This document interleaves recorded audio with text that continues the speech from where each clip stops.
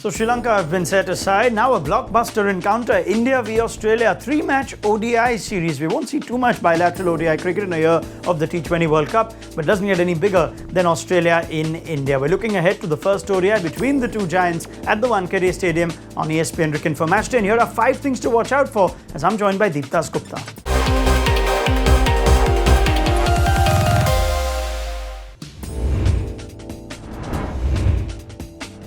Now, before we get Deep's thoughts, just to set up the rivalry that these two teams have managed to string together in recent times, you look at the head-to-head at number 5. This ODI rivalry has been quite something in India. It's been 27 to 29 in 61 matches. That's some record for a team that comes to India. Of course, this is overall. Since 2013, India have won 13, Australia have won 13, so it's neck and neck between these two teams. Since 2019, though, you've got India nipping it just 5-4. So it's always been close, Australia v India. And even in India, it's not like India run away with the record. Recent form has been pretty good. India, of course, have beaten the West Indies in ODI cricket. And as far as Australia go, they just swept aside everyone at home in the recent summer.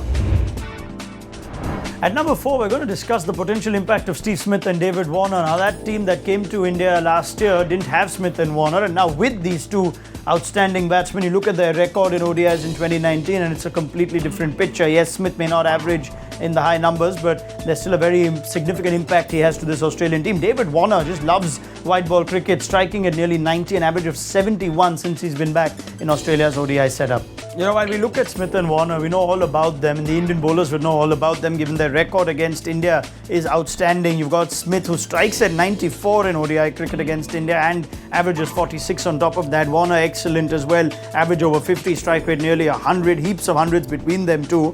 While the focus is on Smith and Warner, perhaps at number 3, we're going to discuss whether Marnus Labuschagne might sneak in and have an impact while all the attention is going to be on Smith and Warner. Labuschagne's had a dream run in Test match cricket, and his record since July 2019, since he made his way into that Australian side after Steve Smith's injury through concussion, you had Labuschagne average nearly 84, Bradman-esque form. Just a quick word on whether focusing on Smith and Warner, even Aaron Finch, would leave Marnus Labuschagne maybe to surprise us on this series.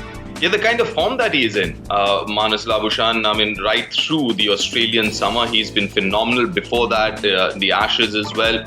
So yeah, I mean, I'm sure that good form in Test match cricket would kind of help him in white ball cricket as well. Right, at number 2, though, as much as both teams boast of a batting prowess, perhaps this could be an interesting contest between two outstanding fast bowling units. By the looks of it, Australia boasts of a pace attack that most teams would seriously want in their sides. You've got Mitchell Starc, you've got Pat Cummins, Josh Hazlewood, they've got Kane Richardson for the conditions that India tend to offer. On the other hand, you've got India with Jasprit Bumrah, Mohammad Shami together. In the absence of Bhuvneshwar Kumar, again, Navdeep Saini and Shardul Thakur would look to make an impact in what looks like a shortish series, out of which you've got some pretty decent batting surfaces in Mumbai and Bangalore. Deep, could the difference very well be the pace attack that outbowls the other?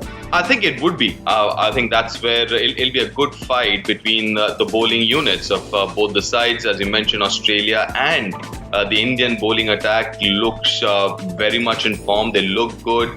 Even though there is no Bhuvneshwar Kumar, you still have Shardul Thakur, who's looking very good, even though you don't have Deepak Chahar. Navdeep Saini, who's in form as well. And as you mentioned about Bangalore and Mumbai. By the way, there is Rajkot as well. So, you know, it's going to be a tough one for the bowlers. But yeah, I mean, the bowling side, which performs better, would kind of end up winning the series, it seems. Right, and as we talk about the Wankhede Stadium, at number 1, we've got perhaps a run fest in store. It's not the first time we've built up to a game at the Wankhede hoping for lots of runs. It's happened in T20s and ODIs at this venue. And in the last 5 games, the teams batting first have won just 2. The average first inning score is 295, so 300 tends to be chased down at the Wankhede Stadium. The Pacers average nearly 40. Spinners average nearly 30. Now that's curious, Deep, because if you're Australia, would you be tempted to play both Adam Zampa and Ashton Agar looking at those numbers, or is your strength going to be the Pacers and therefore that's what you're going to pack your team with? I doubt Australia would go with 2 spinners. I think they have enough firepower with their fast bowling with Hazelwood, Cummins, Stark, I think, and Kane Richardson. I think they would depend predominantly on their fast bowlers. Yeah, I tell you now that Shreyas Iyer is getting runs. We don't even have a number 4 debate to talk about for India, but maybe pick up the conversation with Deep Dasgupta. After a long time, Ronak.